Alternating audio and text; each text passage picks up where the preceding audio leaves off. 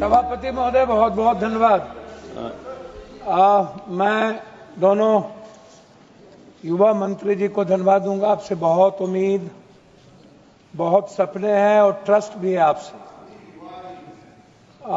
दोनों युवा हैं और बहुत विश्वास भी है इस देश के 150 करोड़ लोगों को आपके प्रति। आपकी नीयत भी अच्छी है अध्यक्ष जी कुछ कह रहे हैं और आपकी नीति भी अच्छी है। सभापति जी कुछ कहें आपसे। बस आप किसी के दबाव में मत आइएगा, एलाइज के दबाव में मत आइएगा। मेरा आग्रह है कि एक ही मुर्गी को कितने जगह जब्बे करिएगा। और दूसरा आग्रह है वन नेशन वन टैक्स।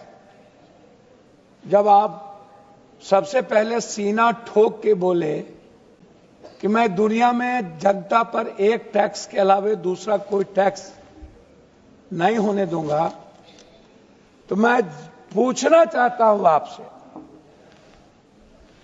इन्होंने हम सब क्या यहां पूंजीपति या एयरलाइंस की दलाली के लिए बैठे हैं या जनता के खुशियों के लिए बैठे हैं? हम एयरलाइंस की बात बता दिए, हम सीआईएसएफ की बात बता दिए। क्या हम लोग जल्लाद हैं? क्या हम उसे मारने आए हैं जनता को? क्या हम जनता की बात करने यहां नहीं आए हैं?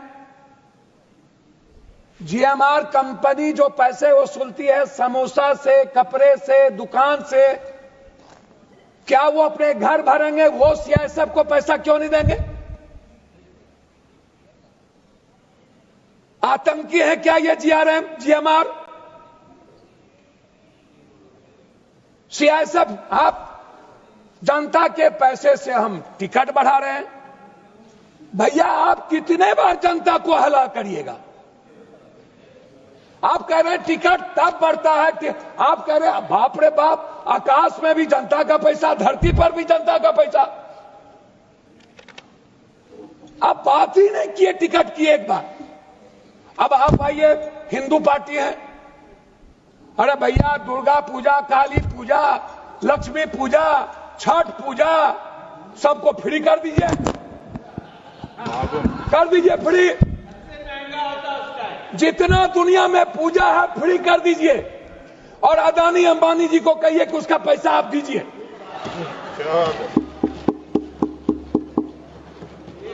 सब पूजा फ्री, मरनी हो तब पैसा, प्राकृतिक आपदा आ जाए तब पैसा, कोई डेथ कर जाए तब पैसा। आपदा में अफसर क्यों निकालते हैं आपकी सरकार? आप बैठे हुए हैं बोगला भगत के तरह कि कब पैसा निकाला जाए। प्रवासी आपने अभी कह दिया 60 करोड़ लोगों ने किया। ये 60 करोड़ में सबसे ज्यादा कौन लोग हैं? ये मिडिल क्लास और गरीब और बीच के लोग हैं, जो पर्व में जो प्रवासी मजदूर हैं, जो बाहर गए, गल्फ गए, अरब गए। अरे भैया जो बाहर जा रहे हैं कमाने के लिए उसको फिक्स कर दो, जो चिकित्सा में आ रहे हैं उसका भी फिक्स कर दो, जो पढ़ने बच्चे बाहर जा रहे हैं उसका भी फिक्स कर दो, जो एग्जाम देने बाहर जब हमारे घरेलू में जा रहे हैं उसका भी फिक्स कर दो। आप तो मिडिल क्लास के सरकार है ना भाई, आप है ना आम आदमी की सरकार,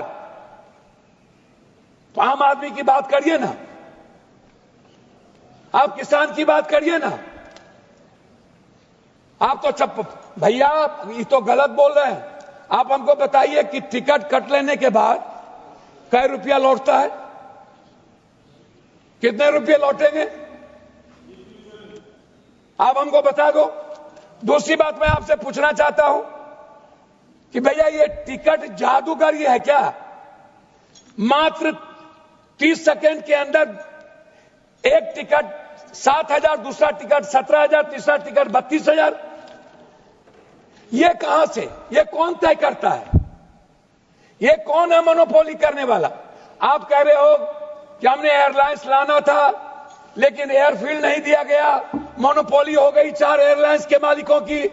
तो इसका मतलब है कि हमारे मंत्रालय का उस पर अंकुश नहीं है, हमारा मंत्रिमंडल या हमारा सरकार चलता है उस मोनोपोली करने वाले एयरलाइंस के मालिक से, और हम बाध्य हैं, हम तय करते हैं उसके अनुसार कानून और नियम को। क्या हमारी सरकार जनता के द्वारा चुनी हुई सरकार जनता के लिए तय नहीं करेगी? जनता पर टैक्स बढ़ाने वाली ये जो रावण लोग हैं, दानव लोग, वो तय करेगी कि जनता कैसे जिएगा। भैया यहां पर आज हम कुछ नहीं कहेंगे मंत्री जी, मेरा आग्रह है कि एयर टिकटिंग, मंत्री जी सिर्फ मेरा आग्रह है कि टिकट का बिल, टिकट का किराया, और अभी कुछ नहीं है, एयरपोर्ट और चीज छोड़ दीजिए, टिकट के किराए पर एक स्वतंत्र सोच, कितना, क्या कोई निगरानी कमेटी बनेगी? क्या उसमें जेपीसी तरह की कोई कमेटी हो? क्या डीजीएसएच के साथ कोई एक पार्लियामेंट्री कमेटी हो? क्या, कितना, हद तक कितना, 11,000, 9,000, 12,000, 13,000 या 35,000 या 40,000 या 32,000? यह सबसे बड़ा सवाल है। और दूसरी चीज, यदि आप कह रहे हैं मंत्री जी, आप मंत्री जी कह रहे हैं कि जब कोई पर्व या कोई इस तरह के सर्कमस्टांसेस नहीं होते हैं तो 180 सीट है प्लेन में, 180 सीट का है ना टिकट कटेगा? टिकट कम कटे या टिकट ज्यादा कटे? तो आप हमको एक बात बताइए, ये 200 तो सीट आ नहीं गया, तो भैया फिर 32,000 या 40,000 सर्कमस्टांसेस कैसे तय हो जाएगा? ये कौन सी परिस्थितियां हैं? पांचवा, अब अंत में मैं 2 बात कहना चाहूंगा मंत्री महोदय, बिहार में एक भी अंतर्राष्ट्रीय एयरपोर्ट नहीं, बोध गया है बहुत कम स्थिति रहती है और समय के अनुसार। जी आराम से, बहुत जोश में, आराम से। जी जी धन्यवाद सर। तेजी में हो नहीं है, क्या है? मेरा आग्रह है, गोपाल जी आपको इतने ध्यान से सुन रहे तो आप तेजी और बढ़ रही है। नहीं धन्यवाद सर, धन्यवाद, आपका स्नेह आशीर्वाद बना रहे सर, असीम कृपा रहे सर, और भीतर से रहे, ऊपर से नहीं रहे सर। तो मेरा बस अंतिम आग्रह है आपसे कि पटना को अंतर्राष्ट्रीय एयरपोर्ट कोई भी, बाहर बगल में नेपाल है, श्रीलंका है, बांग्लादेश है, जापान, अनडेवलप्ड कंट्री है। अब जैसे अरब जाते हैं, हमारे यहां से ज्यादा गल्फ जाते हैं, तो अरब और गल्फ जाने के लिए अंतर्राष्ट्रीय प्लेन की शुरुआत की जाए। 28 जिला बोधिस्ट है, उसकी भी शुरुआत हो हमारे यहां। अब तो सीता की धरती हमारे लिए, हमारे अमित शाह जी ने कहा कि सीता बनेगा, तो उसका भी देखिए, सीतामढ़ी में एक, सीतामढ़ी को डेवलप करने के लिए हो। अब कितना कब बनेगा मुझे नहीं पता।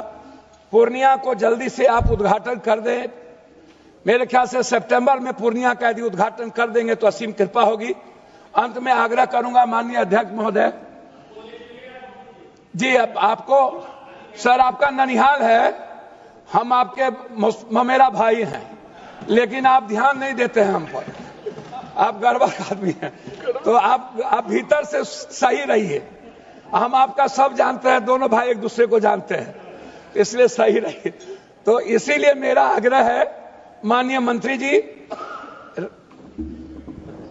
जीएमआर के जितने एयरपोर्ट है उसके समोसे उनको थोड़ा कम करिए, सब्जी तब्जी को थोड़ा कम करिए, और खरीदारी, चाउमीन भी नहीं खा पाते हैं और कोल्ड कॉफी भी हम नहीं पी पाते हैं, बड़ा दिक्कत है। एक कोल्ड कॉफी 700 रुपया में मिलता है, 600 रुपया।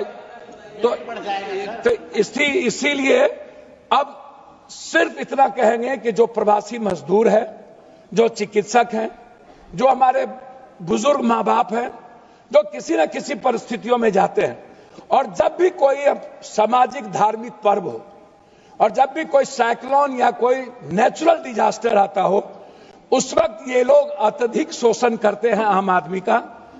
आप निश्चित रूप से कंट्रोलिंग पावर, मुझे बहुत कुछ कहना था लेकिन यही काफी है। आपसे सिर्फ इतना आग्रह है कि आम आदमी जो हमारी सरकार सोचती है, मैं आलोचना नहीं कर रहा हूं, सभी लोग यही सोचते हैं, बात बोलते हैं लेकिन कथनी करनी में फर्क है। आम आदमी को कैसे हम लोग बहुत अच्छे तरीके से जीने का, उसको मुस्कुराने का रास्ता दें, उसको हम लोग जब्बे ना करें और उस पर टैक्स का आक्रमण ना करें, सभी तरह के टैक्स से जनता को ना देखें। इन बातों के साथ आपसे आग्रह है कि बहुत उम्मीद है कि आप अंत में 32,000 पायलट की जो कमी है, आपसे आग्रह है कि एक मिनिमाइज कर दीजिए कि हम कितने में बहुत कम मात्रा में भारत के बच्चों को पायलट बनाएंगे। तो आप एक फिक्स करिए ताकि हमारे बच्चों की प्रतिभा आपकी तरफ जाए और एक अच्छे पायलट की व्यवस्था के साथ हम दुनिया के प्रतिभा में आगे जाएं। और जबकि हम हैं, हमारे पास इकोनॉमी भी है, हम प्रतिस्पर्धा में आगे भी हैं और 150 करोड़ की आबादी है, इसीलिए हमसे बहुत उम्मीद है। बहुत बहुत धन्यवाद। प्रणाम सर।